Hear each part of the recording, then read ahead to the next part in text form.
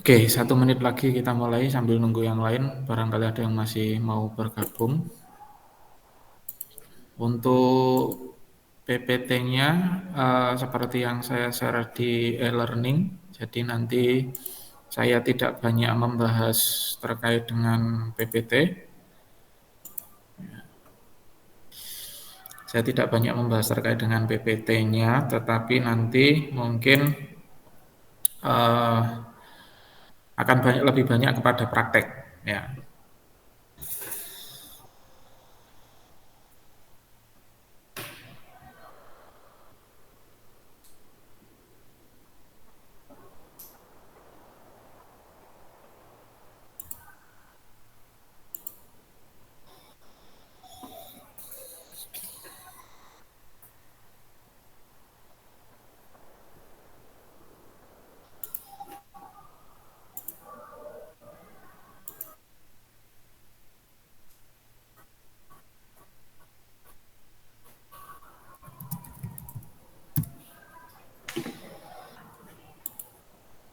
Oke, kita mulai. Assalamualaikum warahmatullahi wabarakatuh.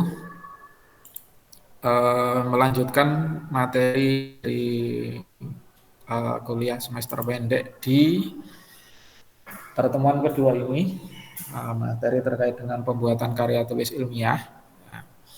Jadi di dalam proses pembuatan karya tulis ilmiah itu hari ini kita dipermudah dengan teknologi yang ada namanya artificial intelligence dengan berbagai bentuk yang ada.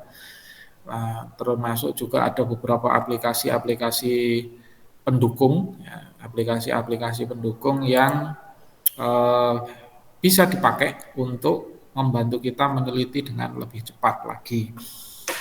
Kalau era saya ketika menulis tesis di S2, terus kemudian eh, saat saya dulu proses mengerjakan skripsi S1 itu semuanya masih sifatnya banyak yang manual, ya. Sifatnya banyak yang manual sehingga proses menulis itu menjadi sangat lama. Nah, hari ini dengan bantuan artificial intelligence tersebut, ya, yang menjadi salah satu alat di dalam proses penulisan artikel ilmiah. Walaupun di sisi yang lain itu terjadi beda pendapat. Nah, ya, terjadi beda pendapat. Seperti yang saya sampaikan di pertemuan kemarin, pertemuan pertama hari Senin kalau nggak salah, itu eh, negara seperti Australia itu membuat aturan yang bahwa artificial intelligence itu tidak boleh digunakan dalam dunia pendidikan. Kemudian beberapa penerbit dari Prancis misalkan Emerald itu melarang keras adanya artificial intelligence. Tapi di sebagian penerbit yang lain boleh asalkan dijelaskan AI itu diterapkan atau digunakan di bagian yang mana. Jadi harus ada disclaimer, harus ada pengakuan di bagian mana dia digunakan sehingga proses meneliti atau menulis artikel ilmiah itu menjadi lebih fairly, lebih jujur, lebih berintegritas.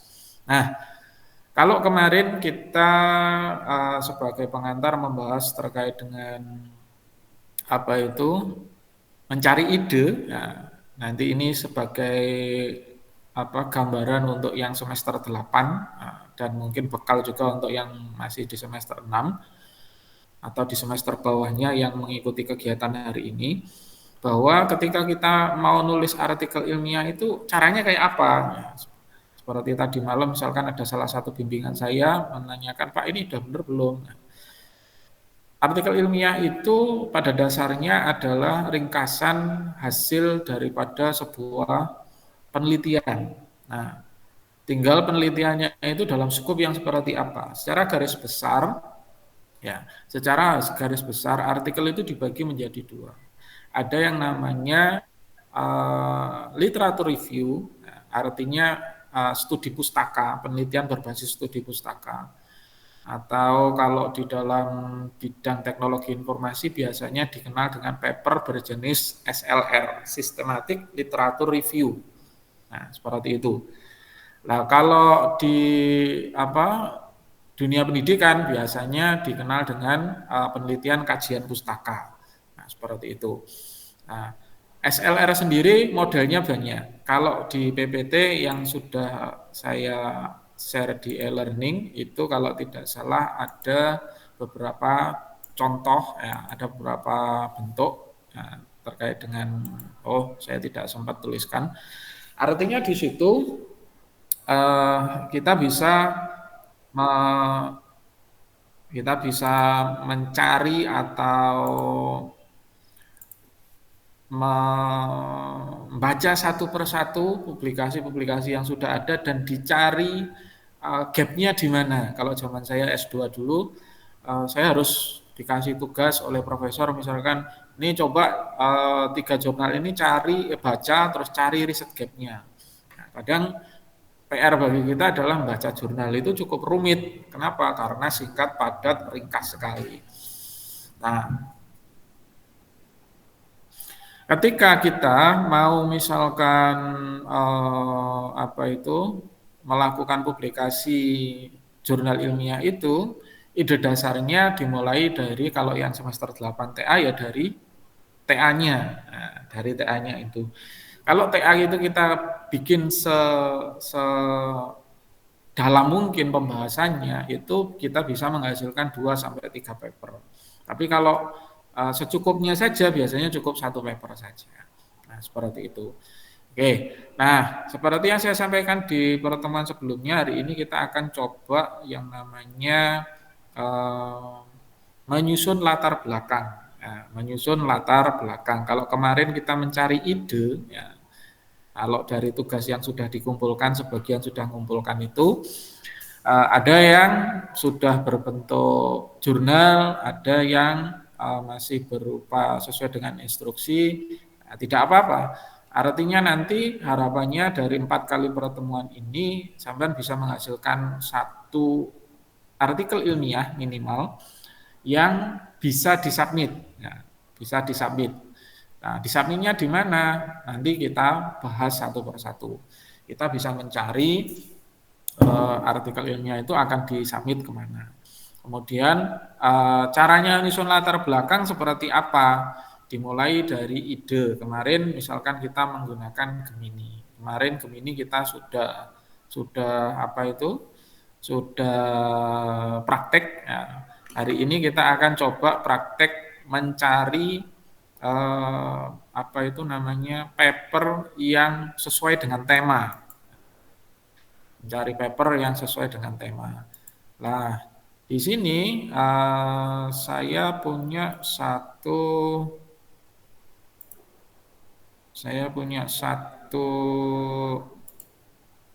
ya, aplikasi, ya. Saya punya satu aplikasi yang kemarin saya minta untuk apa itu untuk disiapkan di laptopnya. Jadi ini ada salah satu contoh aplikasi namanya Publish or Perish, ya. Publish or Perish. Jadi dengan apa itu aplikasi ini kita bisa mencari paper sejumlah yang kita inginkan, ya, yang kita inginkan dengan keyword yang sesuai dengan yang ada sehingga mencari jurnal itu menjadi lebih cepat. Kenapa lebih cepat? Karena kita nanti tidak perlu bukai satu persatu. Aplikasi inilah nanti yang akan mencarikan metadatanya satu persatu, diambil metadatanya dulu, terus kemudian apa itu namanya disortir sesuai dengan kebutuhan, baru dibaca satu persatu. Nah, kira-kira tahapannya seperti itu. Nah, dengan adanya aplikasi Publish or Perish ini memudahkan kita mencari literatur jurnal dengan cepat tanpa terkendala dengan harus baca satu persatu. Ya, seperti itu. Nah, kalau saya ganti dulu, kalau kita pakai cara manual, ya, kita pakai cara manual, kira-kira begini cara manualnya. Nah, Kalau kita pakai cara manual itu kira-kira kita cara paling mudah adalah kita masuk ke situsnya, nah, seperti ini. Google kita case-nya di contohnya ini adalah mencari di Google Scholar. Kenapa di Google Scholar? Google Scholar ini ibaratnya adalah pengindeks jurnal di dunia yang berada di tier 3, artinya di level ketiga, bukan di level 1 dan level 2. Nah, kenapa seperti itu? Karena Google Scholar ini sifatnya semuanya full otomatis. Artinya keterlibatan manusia hampir tidak ada. Jadi kalau kita publish selama datanya benar maka dia akan membaca.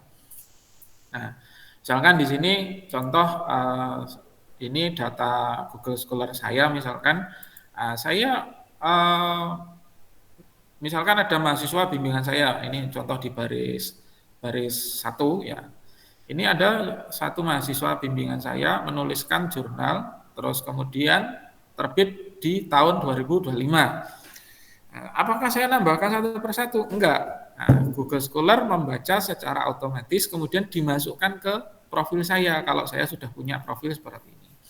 Nah, saat kita mencari jurnal secara manual, nah, saya kira-kira saya contohkan begini misalkan.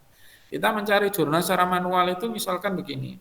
Saya mencari jurnal terkait dengan sistem informasi penjualan begini. Nah, terus kemudian ada basis namanya yang berkaitan juga dengan code igniter. Nah, gini misalkan 4 misalkan. Terus kemudian berkaitan juga dengan yang namanya MySQL. Nah, kemudian kita enter. Nah, dari sini Google Scholar menampilkan berdasarkan data kata kunci yang kita masukkan ini, menampilkan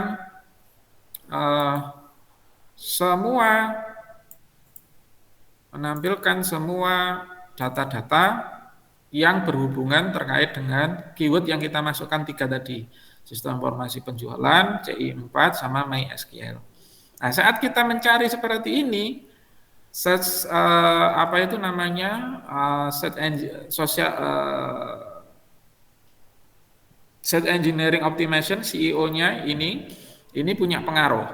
Nah, artinya nanti dia akan menampilkan artikel-artikel yang posisinya terbaru sampai ke yang paling lama. Nah, kalau kita ingin biasanya di dalam TA kita diminta pembimbing misalkan begini. Cari artikel paling lama 5 tahun. Paling lama 5 tahun itu berarti kalau sekarang 25 berarti maksimal 2021. Nah, maka kita bisa masukkan begini, pengaturan di sebelah sini. Rentang khusus 2021 sampai 2025. Maka nanti artikel yang muncul hanya akan di rentang ini. Nah, kira-kira begini. Jadi kalau kita perhatikan nanti artikelnya yang muncul hanya yang berkaitan dengan yang berada di tahun 2021 sampai 2025. Nah, kemudian kita untuk tahu isinya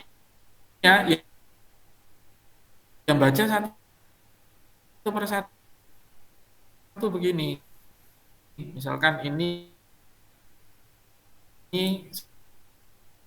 saya ingin tahu ya tinggal di Google Scholar secara manual ini kita butuh jurnalnya masing-masing ya, kita harus download satu persatu kemudian dimasukkan ke Mendeley. Nah, seperti itu. Nah, di sini saya kenalkan satu aplikasi, saya ganti dulu. Saya kenalkan satu aplikasi namanya Publish or Perish ya. Namanya Publish or Perish. Langkahnya hampir sama seperti tadi. Jadi di sini misalkan ya, kita mau mencari Publish or Perish itu punya sekitar 10 sumber ya, 10 sumber seperti ini ya. Jadi mulai dari Crossref, Scopus, Google Scholar, Semantic Scholar, Lens dan lain sebagainya. Jadi ini ada yang free, ada yang harus registrasi dulu.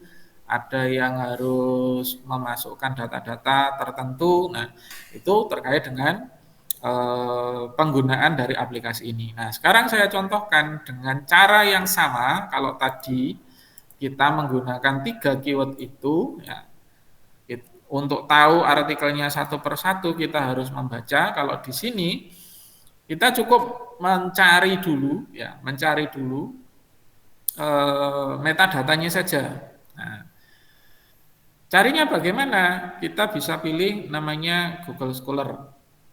Nah, kita contoh karena tadi pakai Google Scholar, sekarang kita pakai Google Scholar dulu. Nah, kita klik di bagian tombol ini. Nah, nanti akan membuka satu pencarian baru, ya, satu pencarian baru di sini. Nah, yang didasarkan beberapa data yang kita butuhkan. Nah, misalkan karena tadi kita menggunakan keyword, nah, kita masukkan keywordnya di sini. Kemudian datanya dari tahun 2021 sampai 2025, misalkan begini. Kemudian berapa banyak jurnal yang dibutuhkan? Nah, kita misalkan cuma butuh, saya butuh 50 jurnal. Jadi nyari 50 jurnal dengan aplikasi ini sangat cepat sekali. Nggak perlu dibaca satu persatu dulu, karena tahapan membaca jurnal itu ada triknya. Nah, kalau Pak Dr. Romi, foundernya ilmukomputer.com itu selalu mengatakan begini, mahasiswa S1 minimal baca jurnal berapa? 100, ya berarti kita cari jurnal 100 begini. Nah, kemudian ini kita hilangkan, ini kalau kita centang nanti dia include dengan publikasi paten dan sitasi-sitasi yang ada. Nah, dari sini ya, artinya kita hanya berdasarkan keyword, ya, berdasarkan tahun. Kita tinggal klik search seperti ini. Nah, dia nanti akan mencari setidaknya maksimal 100 paper. Jadi kita nggak perlu download satu persatu. Dia nyari langsung ke Google Scholar, kita tinggal nunggu sebentar seperti ini. Nah, dia sudah dapat 80, 90, 100. Nah, dari 100 ini, kita bisa lihat, karena kita sudah kasih batasan tahunnya tadi, maka kita perhatikan di sini tahunnya dari tahun 2025, turun sampai maksimal 2021, bahkan yang nggak ada tahunnya kebaca. Nah, ini perhatikan tiga kolom terakhir ini tidak terbaca tahunnya tapi dianggap berhubungan, maka dia diambil juga. Nah, terus kalau sudah kebaca gimana? Nah, kalau sudah kebaca, nanti kita bisa simpan hasil metadatanya ini. Jadi langkahnya kita mau baca satu persatu boleh, kita simpan dulu hasilnya, misalkan begini. Jadi di sini di bagian kanan bawah ini ada namanya ini namanya tombol, ya, di kanan bawah ada copy result sama save result. Jadi pada dasarnya ini disimpan di memori dan dia di pengaturan defaultnya akan disimpan selama 7 hari. Jadi ketika paper dijalankan awal dia nanti akan sinkron seperti ini. Ini contoh saya lagi nulis terus nyari paper, saya butuh paper sampai 1000 pun dilayani sama dia. Seperti ini. Jadi ini saya nyari paper dengan keyword berbasis logika OR, dapat sekitar 1000 paper. Nah, kemudian balik lagi ke pembahasan. Nah, di sini kita untuk tahu hasilnya gimana, kita bisa simpan save result. Nah, kita tentukan di sini mau simpan dalam bentuk apa. Nah, kenapa kemarin saya minta misalkan coba diinstal Mendeley atau Zotero atau EndNote dan lain sebagainya, itu tujuannya untuk menerima data ini. Nah, ini misalkan saya nanti akan contohkan dengan menggunakan Mendeley. Nah, berarti disimpannya bagaimana? Result as RIS. Jadi ini nanti akan dibaca oleh Mendeley secara langsung. Nah, tapi kalau kita pengen tahu isinya mau dikoreksi dulu pakai Excel bisa nggak? Bisa, simpan pakai CSV seperti ini. Nah, sehingga nanti akan terbaca sebagai data CSV. Nah, ini cara mencari metadata jurnal. Nah, untuk membacanya gimana? Dari sini juga bisa, dari metadata tadi dimasukkan ke Mendeley dulu juga bisa. Nah, misalkan ini mau dibaca papernya, ya tinggal di double klik begini. Nanti ketika di double klik, dia akan langsung mengarah kepada situs di mana dia diterbitkan. Nah, ini kalau saya contohkan, saya share screen-nya, begitu saya double klik, dia masuk ke jurnal ini. Dia langsung masuk ke jurnal ini.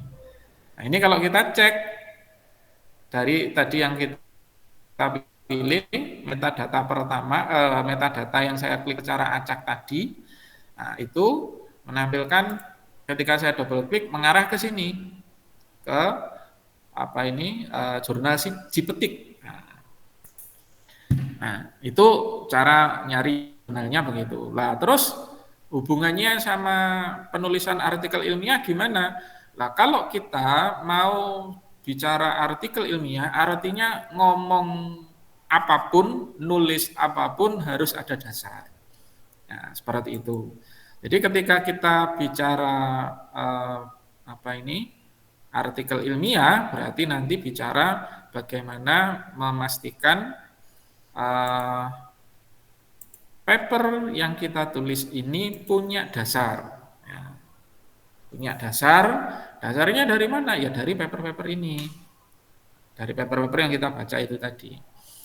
Lah, kalau kita kepingin bacanya, Pak, saya ini nggak apa, nggak begitu apa istilahnya, nggak begitu punya waktu, Pak, sibuk sekali, Pak, saya, Pak. Nah, misalkan begitu.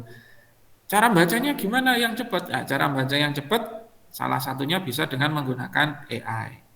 Nah, seperti itu. Nah, ada salah satu AI yang bisa juga membantu kita. Nah, sebelum melangkah ke AI-nya, dari paper ini, dari metadata ini, kita bisa masukkan langsung ke Mendeley, diimpor secara langsung ke Mendeley. Nah, di sini saya akan contohkan masuk ke Mendeley, tapi karena saya Mendeley-nya itu berbasis add-on di Windows-nya, jadi saya ngupload datanya. Nah, ini saya kasih contoh pelan-pelan. Jadi saya ngupload datanya itu via situs. Nah, saya stop screen dulu. Nah, jadi saat kita tadi sudah punya yang namanya metadata. Nah, kita bisa ngupload data kita itu di sini.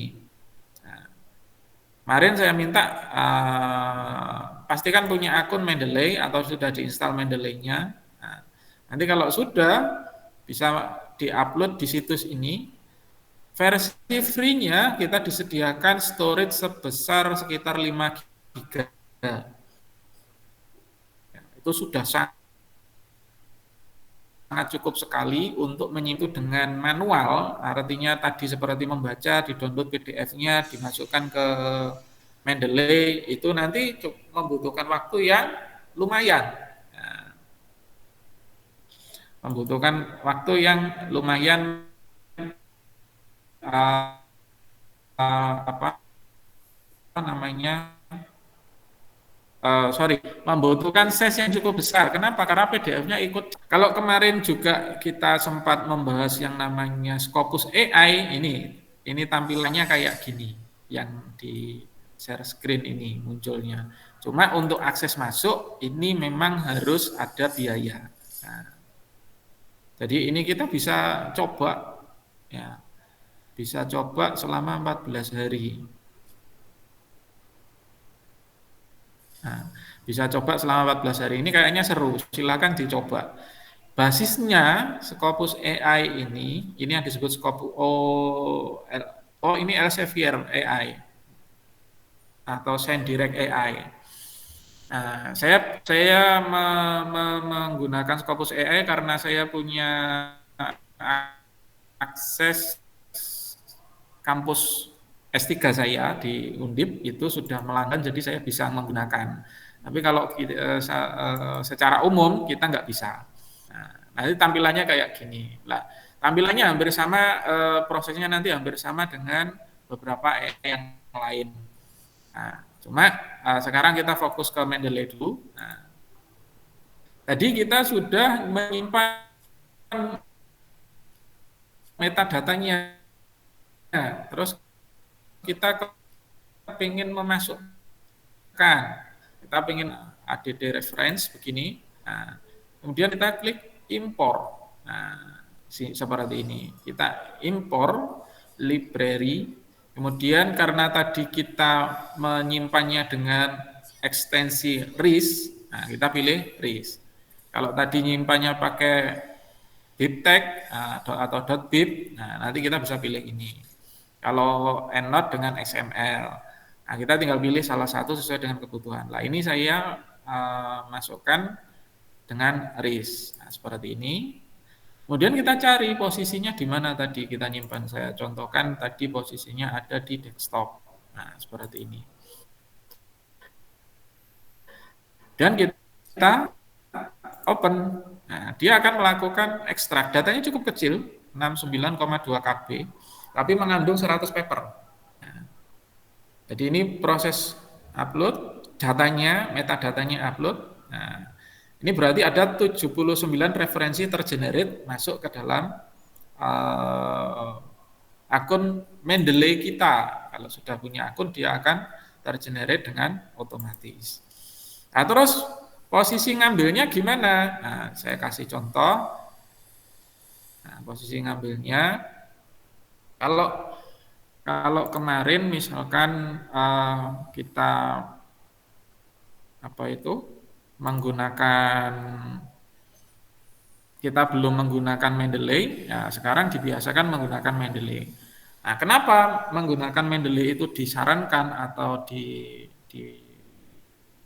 diminta, bahkan diwajibkan di beberapa jurnal? Karena dengan Mendeley itu memudahkan editor jurnal itu ngecek seberapa lengkap daftar pustaka. Jadi kalau nulis jurnal itu, daftar pustaka itu adalah apa yang disitasi atau dikutip, bukan apa yang dibaca. Kalau yang dibaca bisa lebih banyak, tapi yang dikutip saja yang dimasukkan. Oke, jadi kita sudah impor. Nah, sekarang saya kasih contoh, share screen-nya saya pindah dulu ke Word saya. Nah, ini kalau versi di Word-nya, saya kasih contoh seperti ini. Nah, ini posisi Word kosong. Ya. Jadi ketika kita bikin, biasanya kita butuh namanya apa itu namanya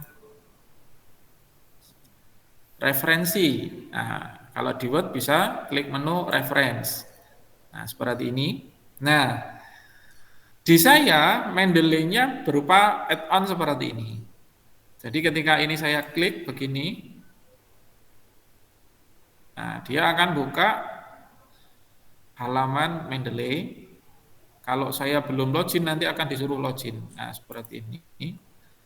Nah, dan kita tampilannya bisa beda-beda. Kalau yang di Windows-nya pakai Windows 7 atau bukan Windows 11, Windows 7, Windows 8, Windows 10, ada beberapa aplikasi itu posisinya, oh ini saya belum login berarti.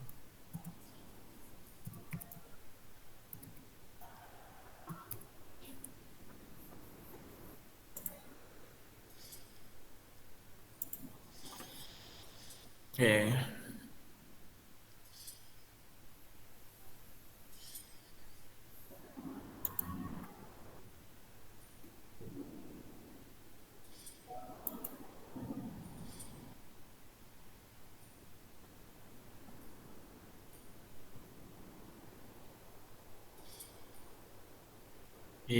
Nanti kalau sudah, dia akan nampilkan ini, nampilkan yang kita impor tadi,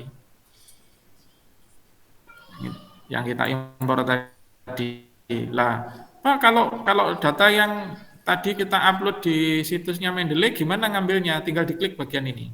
Nah, karena tadi saya barusan login, dia sudah melakukan sinkron terlebih dahulu. Nah, seperti ini. Nah, ini berarti posisi datanya sudah masuk. Kita cek dari sini misalkan eh, tulisannya mulia, misalkan kita tinggal cari di sini. Nah, ini sudah ada penulis namanya mulia. Kalau kita mensitasi, berarti kan kita butuh tahu caranya nulis daftar pustakanya. Nah, daftar pustaka itu mengikuti aturan di dalam papernya atau di dalam template-nya. Nah, default-nya itu pakai APA, American Psychological Association, APA 7. Nah, ini seperti di TA. Nah, jadi ada, ini contohnya nanti kalau pakai model apa nulisnya begini. Kalau pakai model IEEE, nah, nanti akan beda lagi. Cara nulisnya di dalam naskah nanti akan berbunyi angka 1 begini. Jadi nanti akan bunyi 1 seperti ini. Nah, bla bla bla bla. Nah, misalkan begini. Nah, berarti nanti saat kita mau mensitasi ya kita cukup centang begini, nah, insert citation. Nah, ini satu karena apa? Karena menggunakan model IEEE. Nah, kalau kita rubah misalkan pakai apa seperti di TA misalkan. Nah, ini sudah otomatis menyesuaikan. Nah, begini. Nanti di daftar pustakanya insert bibliografi. Nah, jadi dia sudah langsung otomatis menambahkan begini. Nah, ini cara nulisnya dengan menggunakan Mendeley. Jadi kita nyari jurnalnya, pakai publish or perish, kita baca. Nah, cara bacanya gimana? Cara bacanya itu kita baca itu biar cepat gimana? Baca abstrak dulu. Nah, baca abstrak dulu. Pak, kalau bikin paper, abstrak itu terakhir. Tapi kalau membaca, abstrak didulukan. Karena abstrak itu adalah ringkasan dari semua paper yang ada. Nah, jadi abstrak itu ringkasan dari semua paper yang ada. Lah, berarti saya harus menyusun, harus mendapatkan jumlah paper yang sebanyak yang dibutuhkan. Iya. Nah, dengan aplikasi yang saya tunjukkan tadi, di publish or perish itu sampai akan sangat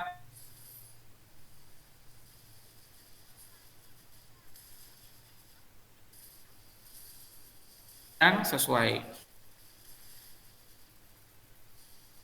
uh,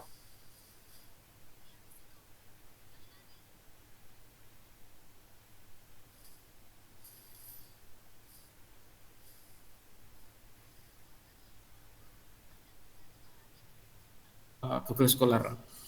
Oke. Nah, terus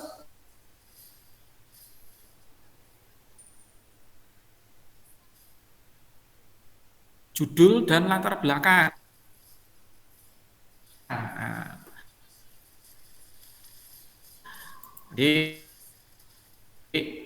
ini saya kasih contoh, misalkan kemarin kita pakai Gemini. Nah, ini saya contohkan lagi pakai Gemini.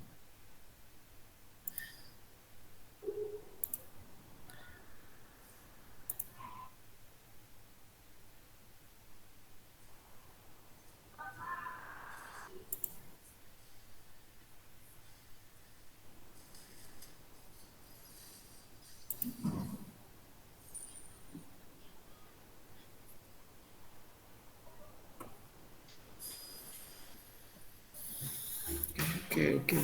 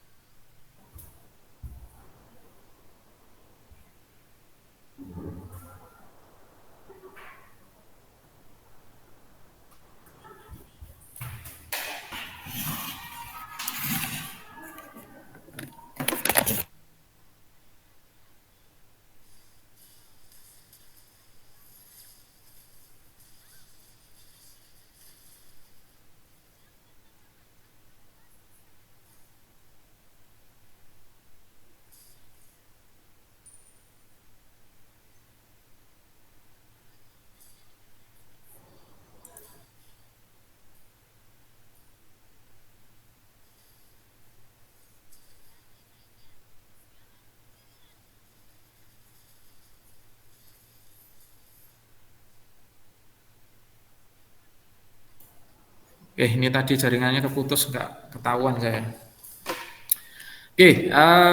Kalau tadi saya ulangi lagi, kita kemarin mencari ide bisa dengan menggunakan Gemini atau ChatGPT, tapi pastikan valid ya, pastikan valid. Nah, sekarang saya kasih contoh, misalkan ketika kita nyusun yang namanya apa itu, latar belakang ya, latar belakang dari suatu paper itu, kadang-kadang kita butuh tahu apa rumusan masalahnya atau apa sih paper-paper yang berhubungan dengan itu. Nah, kita bisa menggunakan AI namanya Elicit yang kemarin saya minta untuk punya akunnya. Ya, jadi saya minta kemarin untuk punya akun Elicit. Nah, ini saya contohkan dengan menggunakan Elicit seperti ini. Saya contohkan. Nah, kalau tadi kita mencari sekian daftar, sekian paper untuk diolah menjadi suatu jurnal atau suatu artikel ilmiah. Nah, kalau versi manual itu artinya kita butuh butuh membaca satu persatu. Wah, ini berarti berarti cukup membutuhkan waktu. Nah, ini ada satu situs AI namanya Elicit. Nah, di Elicit ini kita bisa menjadikan dia asisten, membantu kita meneliti. Nah, tadi kita sudah mengumpulkan metadata. Nah, metadata itu kita bisa cari atau kita bisa baca isinya dengan menggunakan situs Elicit ini. Nah, saya kasih contoh di sini, nanti silakan dieksplor lebih jauh. Nah, jadi misalkan di sini saya akan upload satu file tadi yang kita cari, jadi daftar pustaka yang kita cari tadi, atau jurnal-jurnal yang kita cari, kita upload di sini. Nah, seperti ini. Nah, dari sini dia akan mengupload atau membaca metadata dari paper-paper yang kita cari tadi. Nah, ini dia nanti melengkapi. Nah, melengkapi paper-paper yang ada. Nah, kalau tadi saat kita menggunakan publish or perish untuk membaca jurnal aslinya, di double klik mengarah ke situsnya, berarti kan harus online. Nah, ini dengan Elicit, papernya langsung otomatis diupload di akun kita. Nah, ini contohnya begini. Jadi dari 100 tadi langsung dicarikan ini. Papernya langsung dicarikan, langsung diupload. Oh, ini sudah ada 65 paper sampai nanti ketemu 100. Nah, dari sini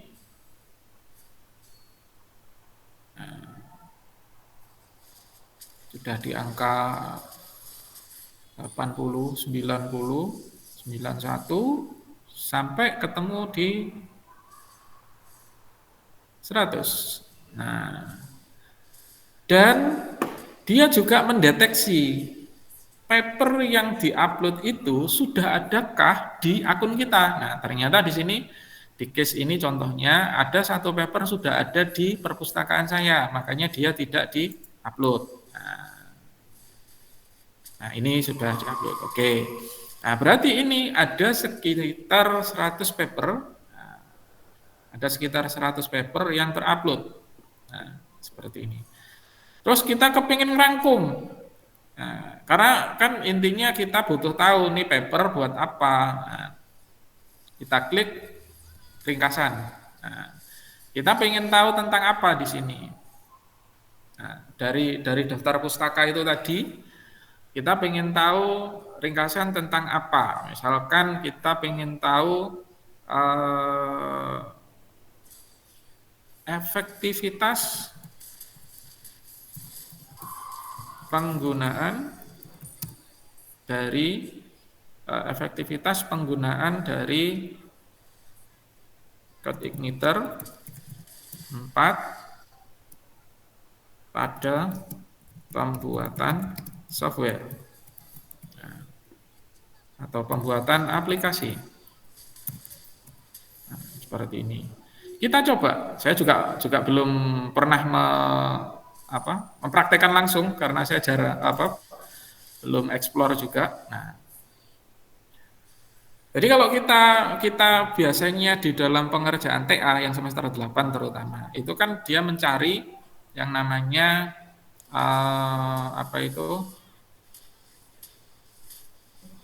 mencari yang namanya atau membuat yang namanya rumusan masalah. Nah, kalau kita pengen konsepnya seperti apa? Nah, konsepnya seperti apa? Oh, saya pengen tahu efektivitas penggunaan CI4 pada pembuatan aplikasi. Dia juga membantu menyarikan. Nah, seperti ini. Jadi nanti akan ketemu 72 sumber, ditemukan 26 konsep. Jadi dia membantu kita membaca paper itu. Nah, ini yang kita bisa lihat di sini. Nah, ini kita bisa tahu, nah ini sekian banyak paper yang bisa kita pelajari. Nah, dari sini ini.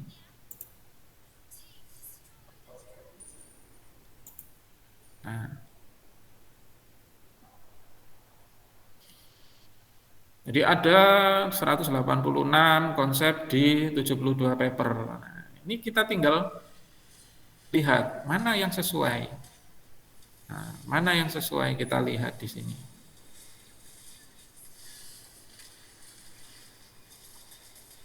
Nah, terkait apa ini? Terkait dengan pengujiannya, terkait dengan support dari multiple environment-nya, terkait dengan CLI tool-nya, terkait dengan routing-nya, terkait dengan tingkat lanjutnya. Nah, ini ada beberapa paper yang terkait dengan query model, pembuatan SIG. Nah, ini bisa dieksplor lebih jauh. Nah, ini terkait dengan yang namanya elicit. Nah, jadi elicit ini membantu kita. Nah, terus kalau tadi dengan publish or perish kita menggunakan basisnya adalah keyword mencari papernya. Dengan elicit ini kita bisa mencari paper berdasarkan rumusan masalah. Jadi di sini misalkan ada 3 model, ada find paper, research tool yang bisa dipakai, find paper, research report, sama systematic review. Nah, kalau systematic review ini versi berbayar, jadi kita nggak bisa pakai. Nah, ini yang saya tunjukkan untuk versi sampean memudahkan menggunakan AI untuk menjawab rumusan masalah sampean. Nah, jadi papernya biar nyambung beneran. Misalkan saya kasih contoh, saya coba lihat tadi ada yang minta bimbingan tapi saya belum bisa koreksi, misalkan begini.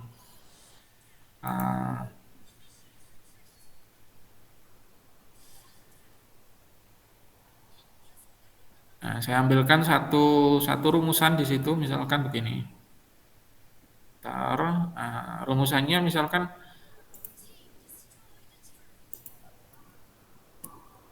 saya tampilkan di sini.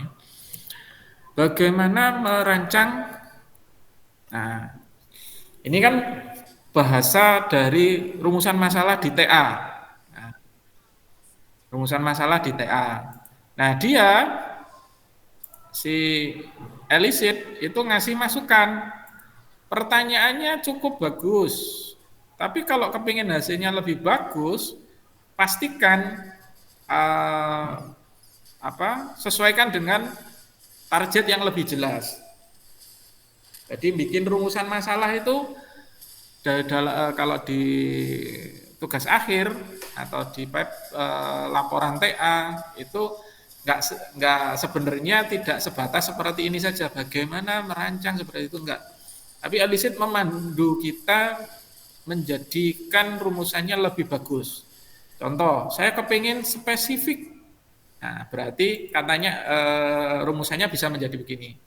Bagaimana merancang sistem manajemen audit yang efektif untuk pusat jaminan mutu dengan menggunakan C4 dengan fokus pada fitur-fitur spesifik yang mendukung proses audit. Nah, kita pengen diberi paper untuk menjawab rumusan ini. Ya, kita tinggal set begini. Nah, klik, dia akan nyarikan paper bagi kita. Nah, termasuk ringkasan dari abstraknya. Nah, seperti ini.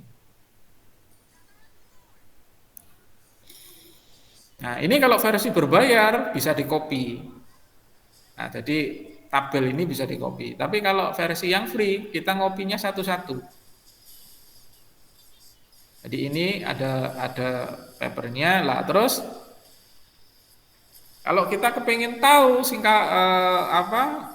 bahasa ringkasannya dengan menggunakan eh, bahasa Inggris, ya kita tinggal copy aja di sini.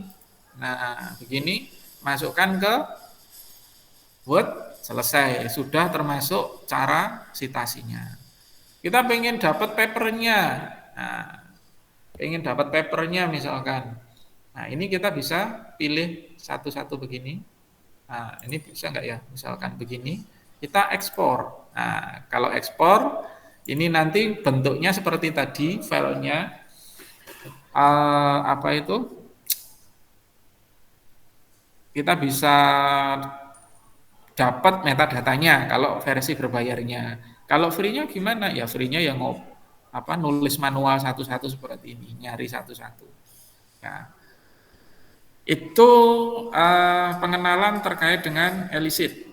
Nanti silahkan dieksplor lebih jauh untuk menyusun yang namanya latar belakang. Nah, seperti itu. Ya. Kemudian saya kenalkan lagi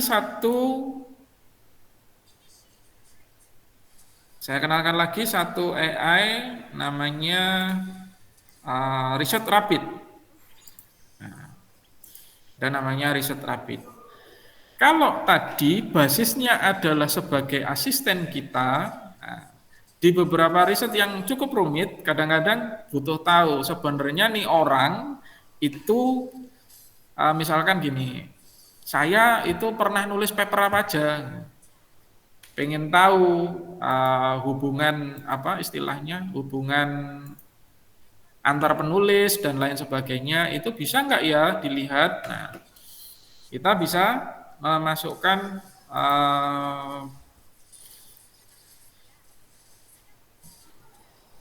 data, misalkan begini. Jadi kita bikin yang namanya ini halaman riset Rapidnya kalau sudah punya.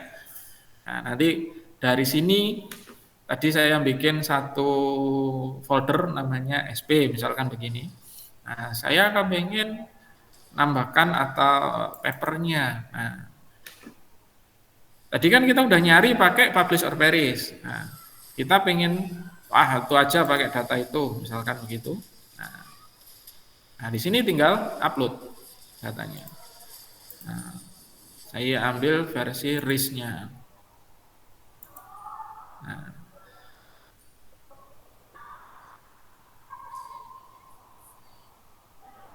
Nah, ini proses upload di belakang layar.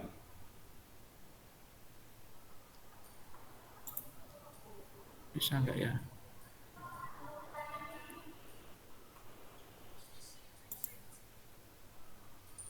Oke.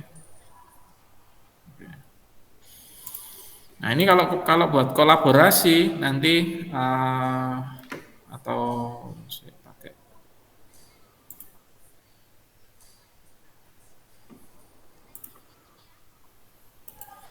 Oh, ini tak carikan file yang saya pernah download, ada enggak ya?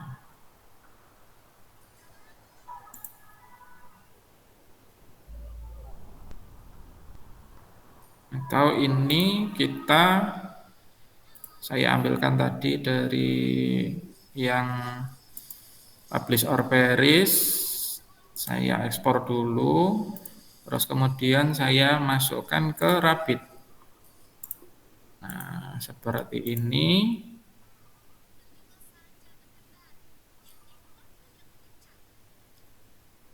Ini ada error apa ini ya? Nah,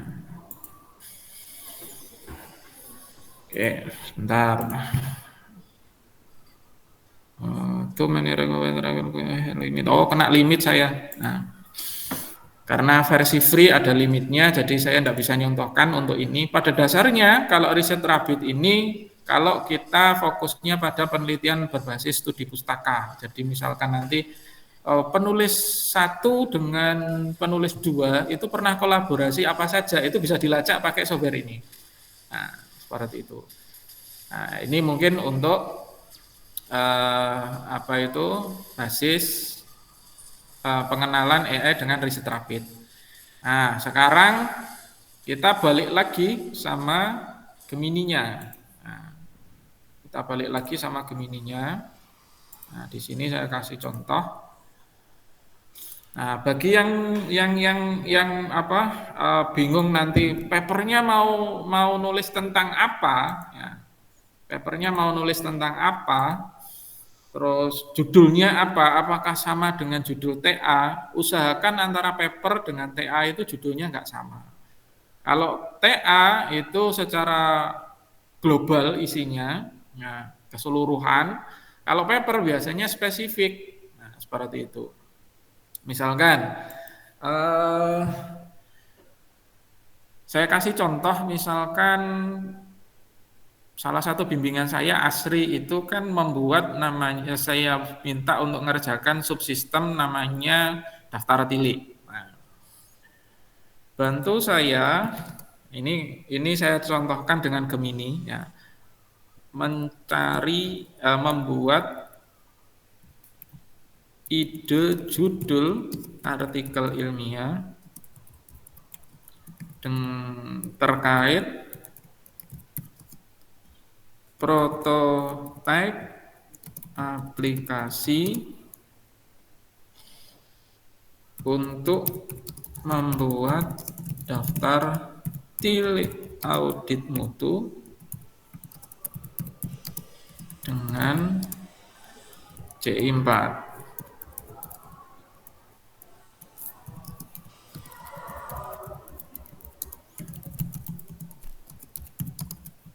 Nah, ini contoh nyari ide judul. Nah, nyari ide judul. Nah, dari sini Gemini memberikan opsi judul. Nah,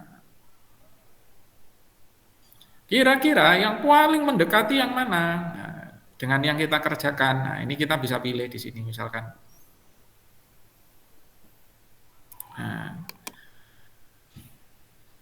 Nah, dari sini saya coba dengan ini misalkan.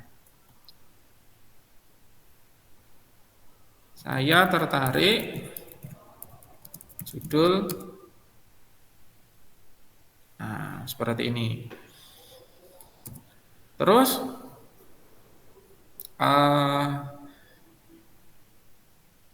kita tinggal menyiapkan tadi yang namanya daftar pustaka, ya, daftar pustakanya atau jurnal-jurnal yang akan dijadikan daftar pustaka. Nah, dari sini judulnya udah ketemu atau temanya udah ketemu. Terus kita kepingin ini kira-kira paper skopnya apa aja ya. Nah, skopnya apa aja ya. Atau apa yang dibahas di dalam paper itu.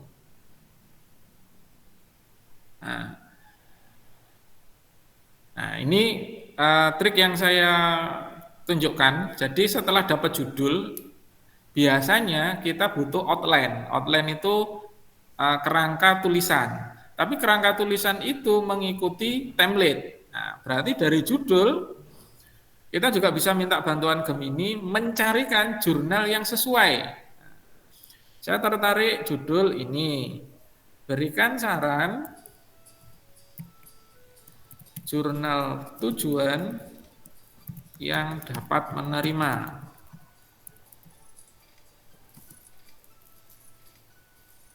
Nah, yang dapat menerima yang terindeks Sinta 6, misalkan begini.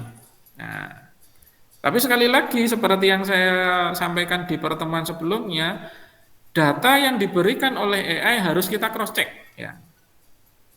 Nah, perhatikan di bagian bawah ini, ya, di bagian bawah ini Gemini dapat membuat kesalahan, jadi harus di cross check semua. Nah, berikan saran jurnal tujuan yang dapat menerima yang terindeks Sinta 6. Nah, berarti kita dapat judulnya, kita dapat jurnalnya. Nah, seperti ini. Nah,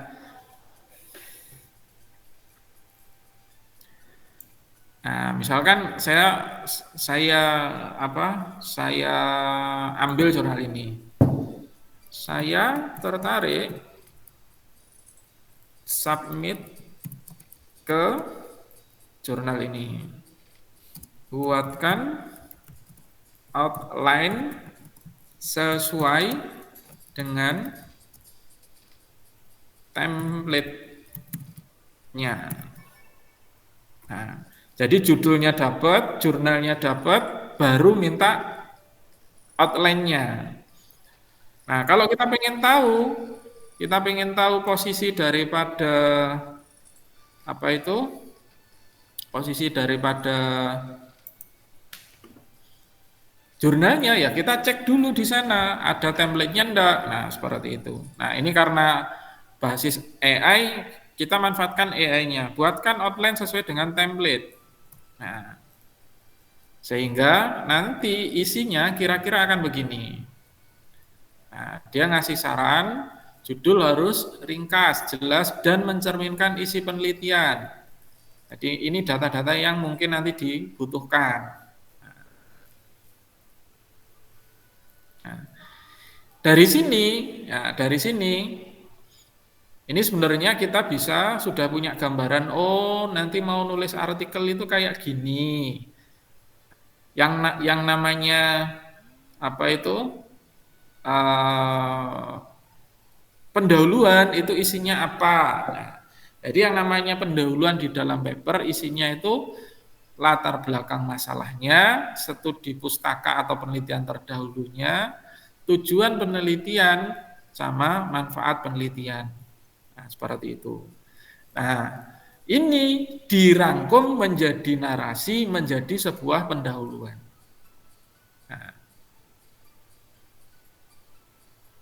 Nah, sekarang kalau kita memanfaatkan AI lagi, buatkan pendahuluan berdasarkan outline yang kamu berikan. Nah, seperti ini. Nah, dia membantu nyusun isi daripada abstraknya. Nah, di sini dikasih kisi-kisi, kasih penelitian, contoh penelitian terdahulu yang dilakukan oleh siapa. Nah, ini jadi bahan kita nulis. Jadi nggak baca dari nol lagi atau ngarang dari nol lagi. Seperti ini. Sehingga dari sini narasi untuk pendahuluan sudah muncul sebagai contoh. Sebagai contoh itu artinya apa? Artinya ini tidak boleh di copy paste selesai gitu, nggak boleh. Tapi dikembangkan lagi, ditambahkan citasi yang sesuai. Pak nyari jurnalnya gimana? Pakai aplikasi tadi, Publish or Perish tadi. Nah, kira-kira begitu. Nah, jadi ini contohnya. Oh, ini sudah menyebutkan tujuan, menyebutkan penelitian terdahulunya. Nah, seperti itu.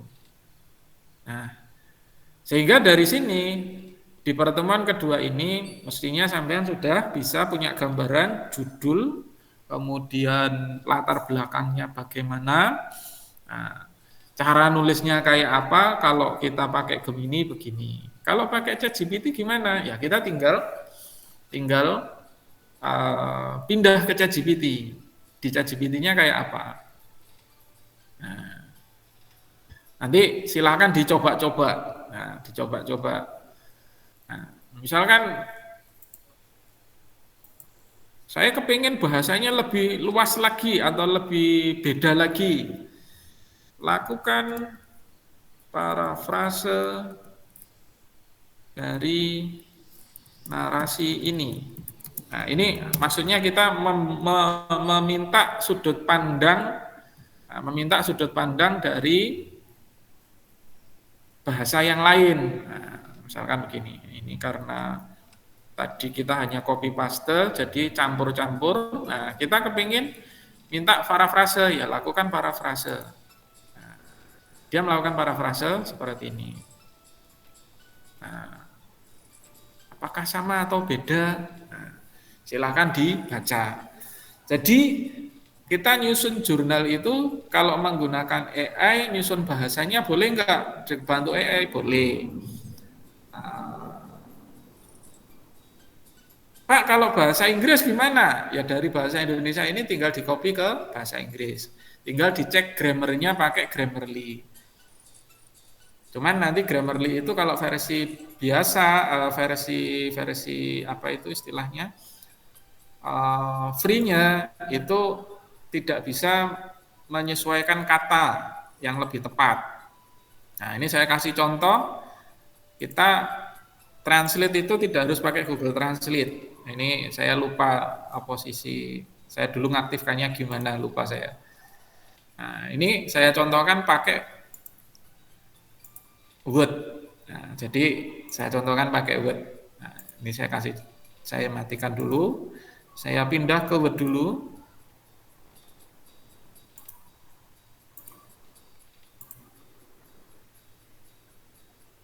Nah, ini saya contohkan pakai Word. Ya. Jadi tadi yang kita dapat dari Grammarly, dari apa tadi namanya, uh, Gemini. Nah, ini sudah kita lakukan parafrase, terus kemudian kita pengen, wah ini mau tinggal ditranslate. Nah, di Word itu ada translate juga. Nah, ini cuman karena di saya Word-nya itu sudah ada macam-macam, jadi ada Quillbot juga untuk parafrasenya. Nah, ini saya translate lagi. Nah, saya translate lagi begini, dari bahasa Indonesia ke bahasa Inggris. Nah, seperti ini. Nah, ini sudah jadi bahasa Inggris. Lah permasalahannya, ini bahasa Inggrisnya bener nggak ya? Apa itu grammarnya? Ya, kita cek ke apa itu namanya? Kita cek ke Grammarly. Nah, atau kita di Word pun juga bisa ngecek grammarnya. Nah, jadi di bagian kalau di Word itu ada namanya menu review kalau nggak salah. Nah, terus kemudian spelling and grammar. Jadi kita bisa cek begini. Nah, ini grammarnya bener nggak? Nah, jadi kita misalkan bikin kayak gini, ini grammarnya bener nggak? Nah, cuman ini pengaturannya saya belum ngatur secara detail. Jadi sebenarnya di Word itu juga bisa. Saya pengen cek grammarnya misalkan. Nanti bisa dipraktekkan sendiri, dieksplor lebih jauh, sehingga nulis itu tidak menjadikan kita bingung gitu loh. Nggak bisa bahasa Inggris ya pakai bahasa Indonesia dulu, tinggal ditranslate. Pak, saya nggak bisa pengembangan parafrase sudah kadung jadi bahasa Inggris ya, parafrasenya gimana? Ada aplikasi namanya Quillbot. Nah, ini saya contohkan pakai Quillbotnya. Nah, ini kalau di saya sudah ada Quillbot, nah, tinggal login saja. Nah, Nah, ini uh, saya mau minta dilakukan parafrase di yang saya blog. Nah, seperti ini. Dengan mode standar. Nah,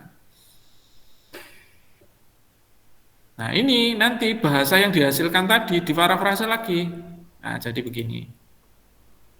Nah, seperti ini. Udah beda bahasanya. Nah, tinggal kita buktikan nanti, dicek pakai Turnitin seperti apa, dicek pakai pengujian yang lain nanti tingkat plagiarismenya berapa banyak. Nah, kalau di angka 30%, di bawah 30%, 30% ke bawah, maka itu sudah sangat cukup. Jadi sampean sudah, oh ya, untuk level jurnal di nasional di lingkup Indonesia cukup, tidak ada masalah. Nah, itu beberapa contoh yang bisa saya berikan. Nah, kalau kita sudah seperti ini, apakah bisa ya? Ini dicek, ini dibuat oleh AI apa enggak? Turnitin ada. Nah, Turnitin ada proses untuk itu. Nah, jadi hati-hati kalau kita nulis itu tetap harus dilakukan cross check. Mulai dari buatnya, terus kalau kita pakai AI, data yang muncul itu seperti apa, ya harus kita cross check satu persatu. Nah, seperti itu. Oke, mungkin itu yang bisa saya sampaikan untuk pertemuan kedua ini. Jadi tugas yang kedua ini adalah coba membuat latar belakang dari papernya. Seingat saya itu, ya. Jadi uh, di di di slide nomor 11 itu coba nanti kalau kemarin itu apa temanya saja, nah, atau ide dasarnya, atau mungkin ada juga yang sudah jadi. Nah, sekarang nanti dari yang sudah jadi itu boleh diperbaiki latar belakangnya plus daftar pustakanya dalam satu file Word. Terus, jadi tugasnya itu coba bikin latar belakang dari judul atau temanya, kemudian tambahkan juga daftar pustaka. Nah, agar daftar pustakanya itu tidak kacau itu artinya tidak berpindah-pindah, misalkan dari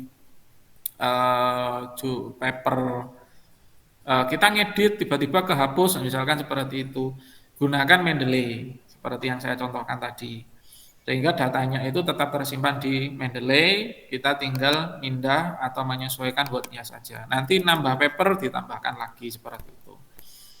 Nah, terus di file kedua, jadi filenya nanti yang dikirim ada dua, atau di dalam satu file Word, ya, di paling bawah, kamu bikin latar belakang dengan bantuan AI itu hanya pada satu AI atau beberapa AI yang sudah dicoba. Tadi kan saya contohkan misalkan ada Elicit, ada Rapid, kemudian pakai Publish or Perish. Nah, coba berikan satu semacam sudut pandang sampean, ini menggunakan AI sebenarnya enak nggak sih? Kamu nulis latar belakang itu pakai AI apa saja, misalkan idenya dari Gemini, tapi nyusun kata-katanya Gemini agak kacau, coba pindah ke ChatGPT. Nah, kira-kira perbandingannya bahasa ChatGPT sama Gemini gimana ya? Nah, itu coba direfleksikan atau disampaikan di bawah daftar pustaka. Nah, deadline-nya kapan? Tanggal 27 Juli. Ya, deadline-nya tanggal 27 Juli. Nanti ngirimnya sama seperti kemarin, boleh via email, boleh di e-learning. Kalau di e-learning nanti coba dikirim screenshot dari emailnya biar saya bisa nyari-nyari.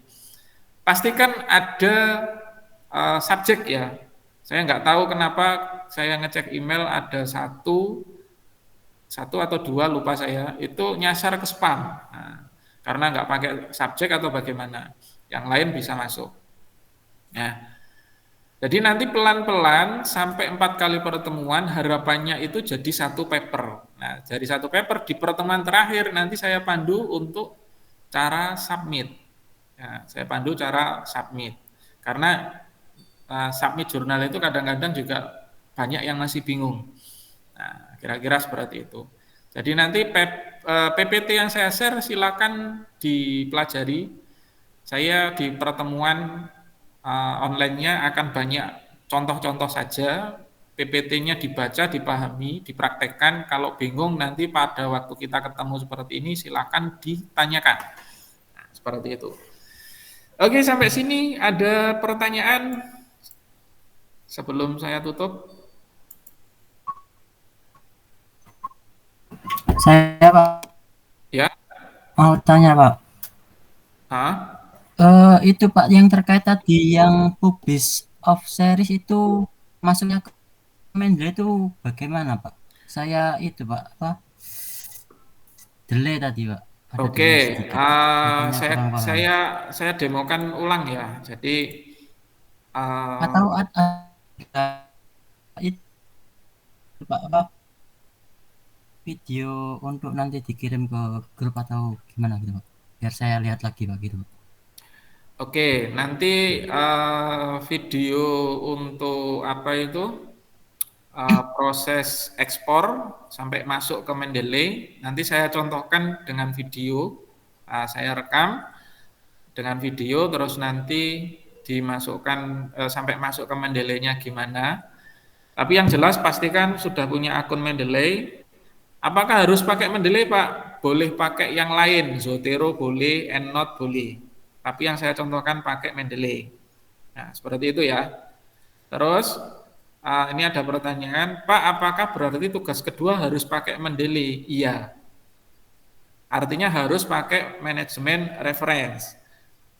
Tidak harus Mendeley, pakai Zotero boleh, EndNote boleh. Nah, silakan dikembangkan. Tapi yang saya contohkan pakai Mendeley. Nah, seperti itu. Nah, tujuannya apa? Kamu kalau submit jurnal tidak pakai Mendeley, beberapa editor yang keren itu langsung ditolak tanpa dibaca. Nah, jadi kalau sampean yang semester 8 misalkan sudah mau ujian bikin paper dikirim kok ditolak. Nah, salah satunya yang paling sering itu diantaranya adalah tidak pakai Mendeley. Nah, jadi beberapa yang agak keren itu langsung ini nggak pakai Mendeley, langsung ditolak. Nah, karena apa? Kalau nggak pakai Mendeley itu ribet editornya, bukan kamunya, tapi editornya yang ribet saat mau perbaikan, revisi, bikin layout itu ribet sekali kalau nggak pakai Mendeley. Jadi salah satu tips atau trik ketika saya submit jurnal untuk tugas akhirnya, pastikan pakai Mendeley untuk mempermudah editor. Editor itu sudah nggak mau ribet. Kenapa? Kerjaan dia juga banyak. Nah, seperti itu. Kalau kamu apa istilahnya saya mau pasrah pakai jasa aja misalkan begitu. Ya silahkan, tapi menurut saya itu kerugian. Kerugian itu gimana? Kamu nggak punya ilmunya. Ya, kamu nggak akan tahu sampai kapanpun gimana caranya bisa sampai terbit. Nah, seperti itu. Jadi saya selalu menyarankan yang bimbingan ke saya pun akan saya sarankan coba ditulis sendiri, diedit sendiri, gunakan ini, saya kasih tahu seperti itu. Kenapa? Karena cara kita nulis itu nanti ke depan itu akan berpengaruh sekali. Jadi dulu saya publish pertama kali jurnal tahun 2016 kalau nggak salah. Itu kalau saya baca sekarang ya ketawa. Loh aku biar nulisnya kayak gini gitu. Tapi itu rekaman yang tidak lekang oleh zaman. Nah, jadi setiap saat kita akan selalu berbenah, oh nulis itu bisa diperbaiki, diperbaiki, diperbaiki seperti itu. Nah, itu saran saya. Nanti kalau untuk contohnya nanti saya contohkan via video, kemudian saya share di grup mungkin. Uh, ya kalau nggak di grup, kalau terlalu besar ya mungkin saya coba nanti taruh di YouTube lah. Oke, ada lagi yang lain? Cukup? Sebelum saya tutup. Oke, kalau nggak ada, saya anggap sudah bisa memahami apa yang saya sampaikan terkait dengan contoh. Nanti akan saya berikan tutorialnya. Ya, jadi tutorial terkait dengan cara mencari jurnalnya itu tadi pakai publish or perish. Kemudian kalau narasi kita bisa mensiasati dengan menggunakan AI. Jadi nulis itu kadang-kadang beberapa mahasiswa itu nggak bisa nulis nyusun kata-kata, kecuali nyusun puisi ke pacarnya mungkin bisa, tapi kalau nulis jurnal kayaknya kesulitan. Itu bisa manfaatkan AI. Tapi ingat, ketika pakai AI itu selalu baca, selalu koreksi. Ya, kadang-kadang ngaco soalnya.